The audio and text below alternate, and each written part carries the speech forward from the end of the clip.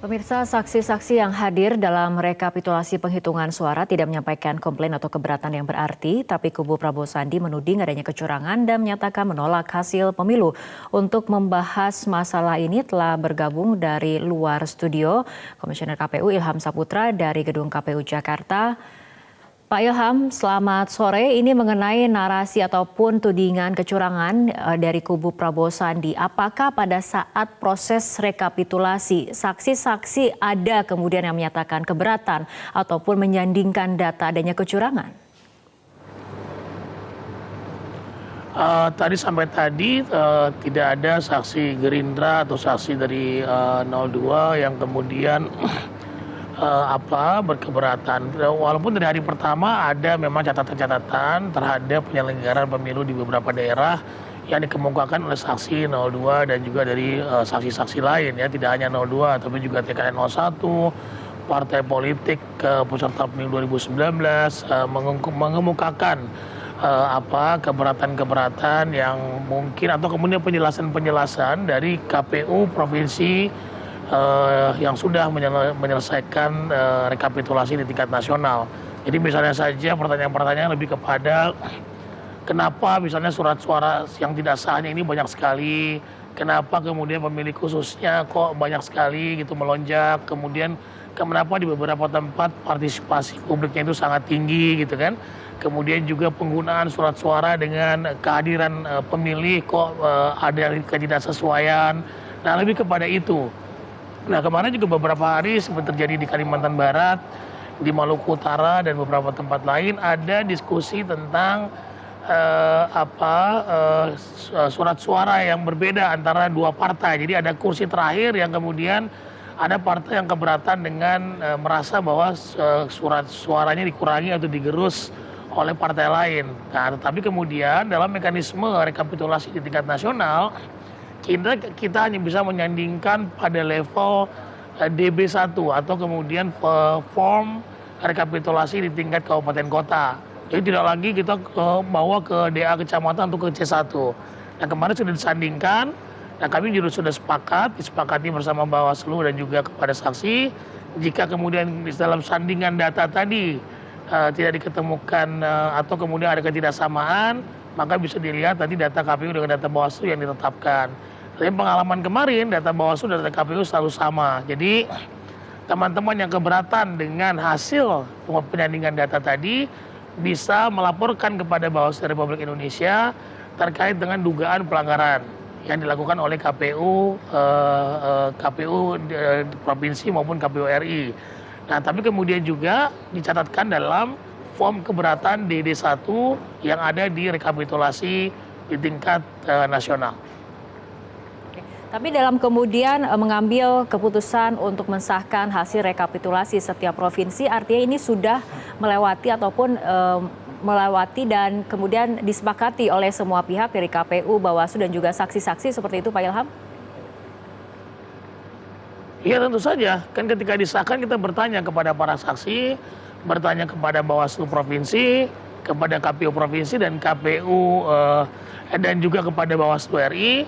Untuk sebelum kita sahkan kita bertanya apakah kemudian rekapitulasi di provinsi A bisa kita sahkan setelah ada diskusi-diskusi, ada pertanyaan-pertanyaan dari para saksi. Nah, kalau dianggap sudah selesai atau ada catatan, dicatatkan dalam formulir DD1. Tetapi kalau tidak ada, ya kita langsung sahkan saja bahwa kemudian dinamika yang terjadi pada rekapitulasi itu sudah selesai dan bahkan juga ada yang kita koreksi. Misalnya saja ketika ada rekomendasi Bawaslu di Klaten yang kemudian dimintakan kita untuk menyandingkan data dan mengoreksi, tetapi tidak dilakukan oleh teman-teman KPU Klaten. Teman-teman KPU Klaten hanya menyandingkan saja tanpa mengoreksi. Nah, kemudian kemarin kita koreksi bersama dengan provinsi, mengoreksi terlebih dahulu, kemudian DC provinsi itu dibacakan untuk dimasukkan ke dalam rekap nasional. Dan hasilnya berubah, dan memang begitu proses rekapitulasi yang sebenarnya yang terjadi jika ada perubahan-perubahan dan itu sesuai dengan peraturan perundang-undangan dan masuk dalam hal yang perlu kita koreksi, maka kita koreksi di level atasnya. Nah, kemarin Jawa Tengah untuk di Klaten itu kita rubah perolehan suara untuk internal PDIP. Jadi sekali lagi dinamika yang muncul kemarin ada juga internal partai, ada juga kemudian perebutan satu kursi partai di dapil-dapil tertentu di provinsi. Tapi bagaimana dari KPU juga melihat ada membangun narasi-narasi kecurangan yang dilakukan ataupun dibangun, disampaikan di luar rapat pleno rekapitulasi?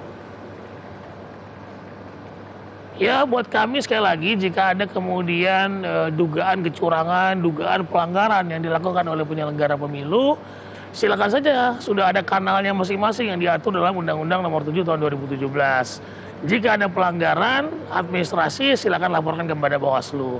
Jika ditemukan dugaan-dugaan pidana, laporkan kepada Bawaslu. Bawaslu akan kemudian mengkaji dan membicarakan kepada Gakumdu apakah kemudian ini masuk atau bisa ditindak secara pidana.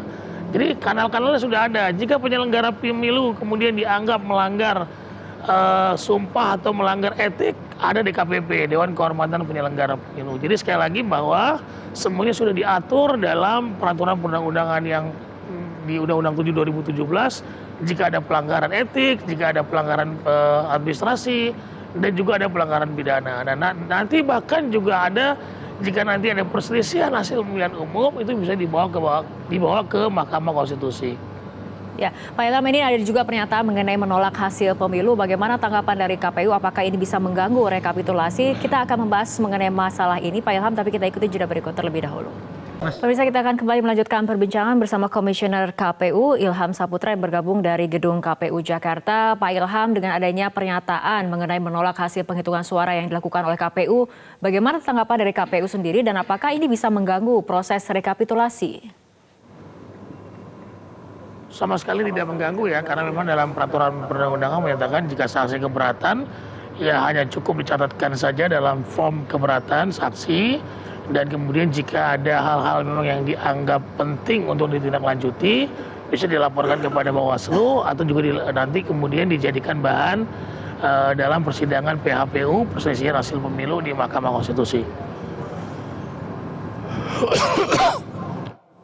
Oke, Pak Ilham, terkait dengan Bawaslu, hari ini ada keputusan bahwa dinyatakan bahwa KPU ini melanggar tata cara dan prosedur dalam penginputan sistem informasi penghitungan suara atau situng, namun tetap meminta situng KPU dipertahankan. Bagaimana tanggapannya?